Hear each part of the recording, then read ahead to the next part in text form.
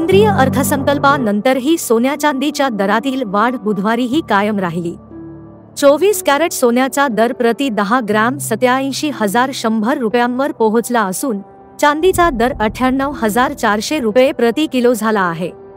हे दर आतापर्यंतचे उच्चांकी असल्याचे सराफ बाजारातील जाणकारांनी सांगितले। आता हाच दर किमान 90,000 पर्यंत जाऊ शकते।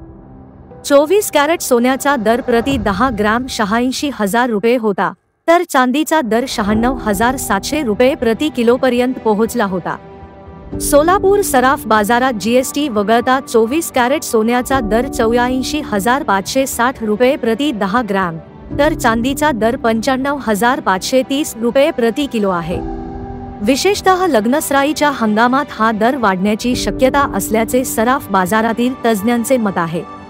त्यामुळे ग्राहक आणि गुंतवणूकदारांनी बाजारपेठेच्या हालचालींवर लक्ष ठेवण्याची गरज असल्याचेही ते सांगतात। सोने दर दररोज नवे उच्चांक नोंदवतोय। यामागे अनेक कारणे आहेत। उदा. वाढता भूराजकीय तणाव, चलनवाढीचा धोका आणि अमेरिकी फेडरल रिझर्व्हचे कठोर धोरण।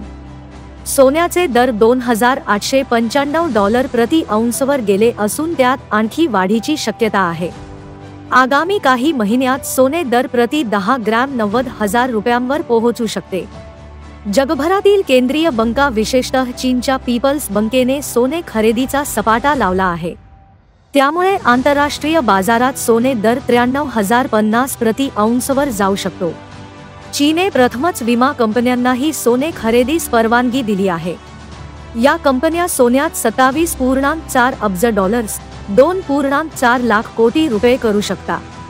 मिनशेंग सिक्युरिटीजच्या अंदाजानुसार PICC मालमत्ता व चायन आरयू विमा कंपनीसह 10 विमा कंपन्या आपल्या संपत्तीच्या 1% सोन्यात गुंतवणूक करू शकतात। नजीकच्या काळात मोठ्या घसरणीची शक्यता नाही, परंतु गेल्या 5 वर्षांतील कल पाहता सोने दर वर्षाच्या सुरुवातीला वाढतात, ही तेजी एप्रिल-मे पर्यंत कायम राहते। मे 2025 नंतर किमतीत सुधारणेची शक्यता आहे। तथापि अमेरिकी महागाईचे आकडे, व्याज दर कपातीबाबतचे फेडचे धोरण, अमेरिका-चीन व्यापार संबंधात भूराजकीय परिस्थिती काय बदलेल, तसेच भारत-चीन सारख्या बाजारातून मागणीत घट होईल का आदी घसरण अवलंबून असेल।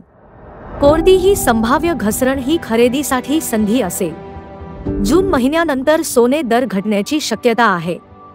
ब्युरो रिपोर्ट, जम न्यूज इंडिया।